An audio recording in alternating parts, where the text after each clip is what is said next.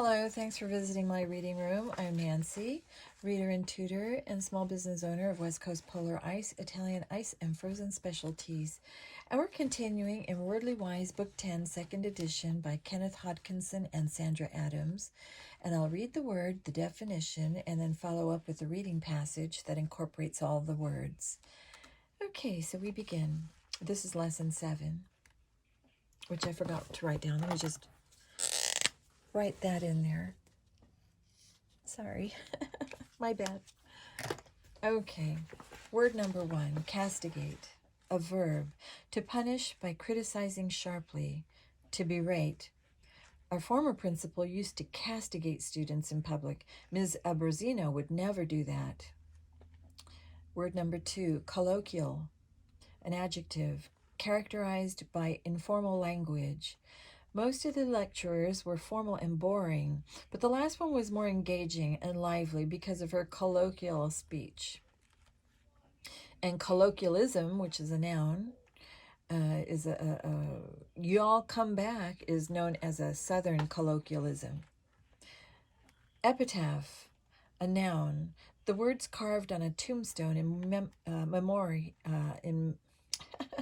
in memory of the deceased. The gravestone had no epitaph, just the name Alcott and the dates, 1813 to 1865. Exodus, a noun, a mass departure. Poverty and political misrule caused the exodus of Haitians from their homeland to the United States. Inter, a verb, to put in a grave, to bury. Soon after the funeral, his body was interred in its grave. Interment, a noun.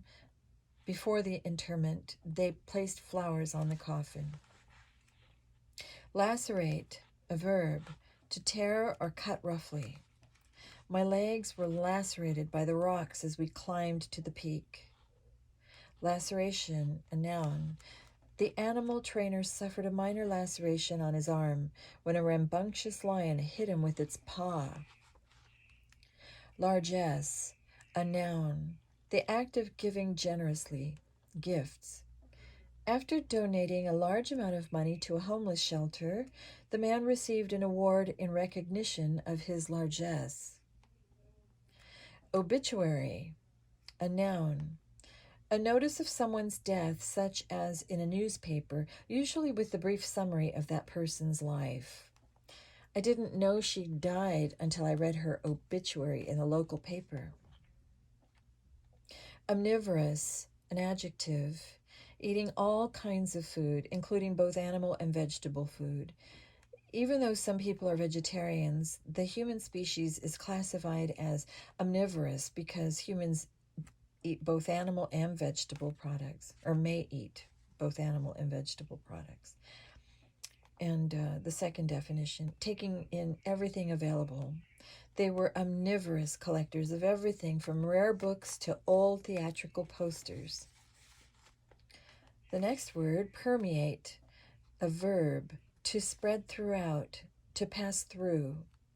The smell of garlic permeated the kitchen. Word number 11, rendition, a noun, an interpretation or translation, a performance. The choir's poignant rendition of the hymn was the high point of the concert. The next word, resurgence, a noun, arising again to life, use, acceptance, or prominence. A revival. A resurgence in ballroom dancing got everyone rushing to learn the tango and the foxtrot. Stereotype, a noun, a generalization that is used to characterize a person without acknowledging individual differences. Some people believe the stereotype that football players are unintelligent and insensitive, which I don't agree with. A verb, to make judgments that ignore individual differences. It's wrong to stereotype Californians as trendy and superficial, although there are many.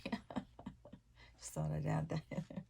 Stipend, a noun, a regular and fixed amount of pay for work done or to help cover living or work expenses. My part-time summer job as a lifeguard carried with it a weekly stipend of $90. Subservient, an adjective, serving or acting in a subordinate manner, servile.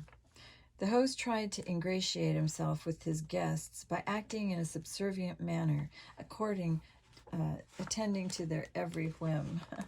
Pardon me, I left my glasses at home tonight, so I'm without today. Just don't have them.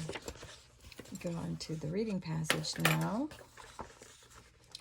A Genius of the South.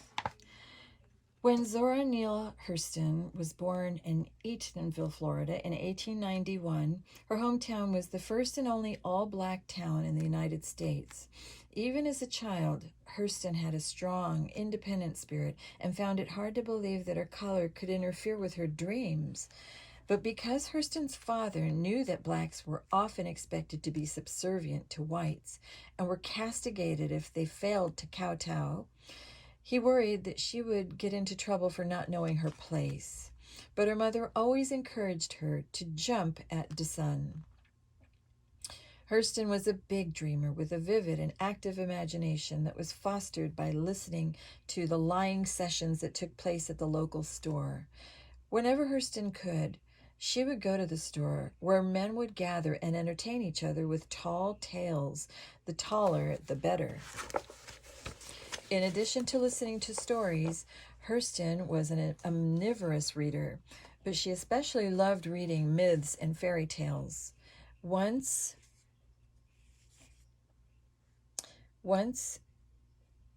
two women from Minnesota came to visit Hurston's school.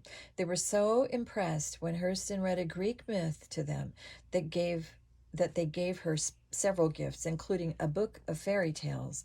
After they left, their largesse continued when they sent Hurston a huge box of books of more fairy tales, novels, and myths, which she loved most of all. After Hurston's mother died in 1904, she lived with relatives who expected her to work instead of going to school. It was not until she began to live on her own in the city of Baltimore that she continued her education. Hurston was determined to graduate from high school. She worked during the day at various jobs to pay her bills and went to school in the evening.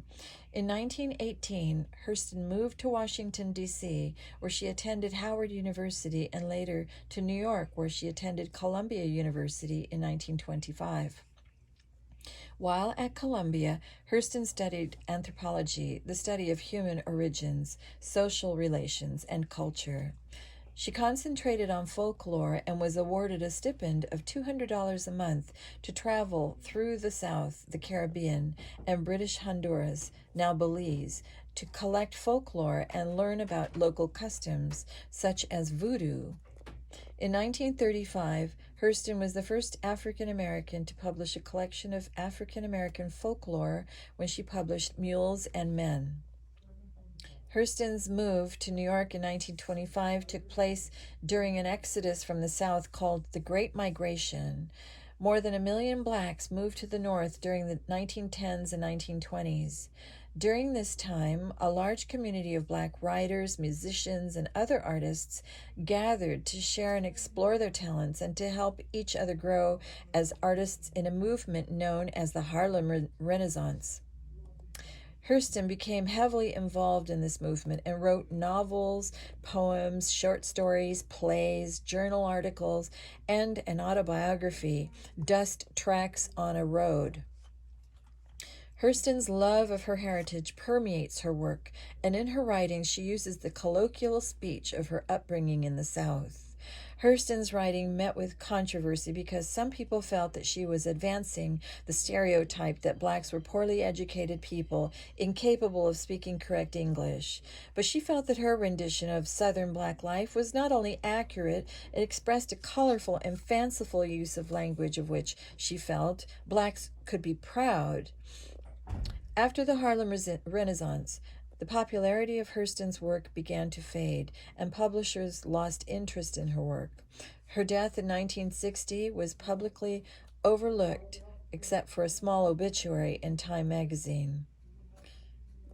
Pulitzer Prize-winning author Alice Walker was extremely disturbed that Hurston was not better recognized for her greatness as an artist while she was alive. When Walker went to visit Hurston's unmarked grave in 1973, she was offended to find an unkept graveyard with a tangle of overgrown weeds and shoulder-high bushes. Thorns lacerated Walker's bare legs as she made her way through the abandoned graveyard, searching for the grave where Hurston's body had been interred 13 years before.